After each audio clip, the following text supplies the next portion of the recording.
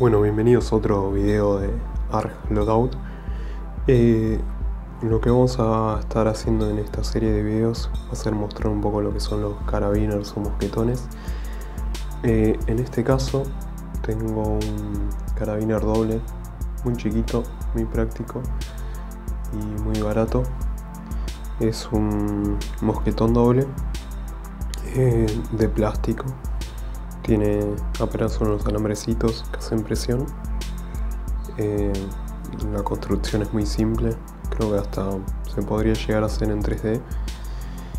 Y muy liviano, aunque un poquito flexible, pero no creo que aguante mucho peso. Podemos configurarlo de distintas formas. Esto en el sistema mole no va. Tengo acá mi Rush 72 y como ven en el sistema mole no entra,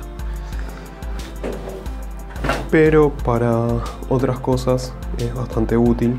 Por ejemplo, si llevamos un cinturón y tenemos otros mosquetones, podemos poner esto en algún guante o en lo que queramos llevar colgado y simplemente es ponerlo ahí.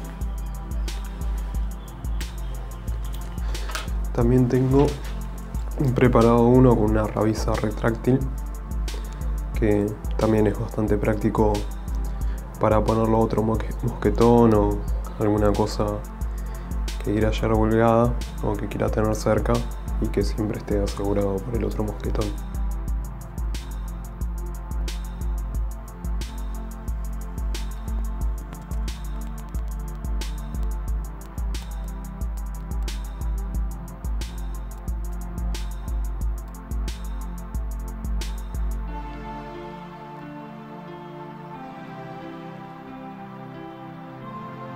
Que es útil, viene en 4 colores: negro, coyote, naranja y verde, un verde oliva medio oscuro. Si bien son baratos, no son demasiado prácticos. Quizás para cosas chiquitas o para colocarse junto a otros mosquetones sí, o hacer de nexo, porque acá lo tenemos doble, pero no son la gran cosa. Estos me costaron alrededor de, creo que 25 o 30 pesos argentinos, que no es nada, es hoy en día un alfajor, pero bueno, hay opciones mejores.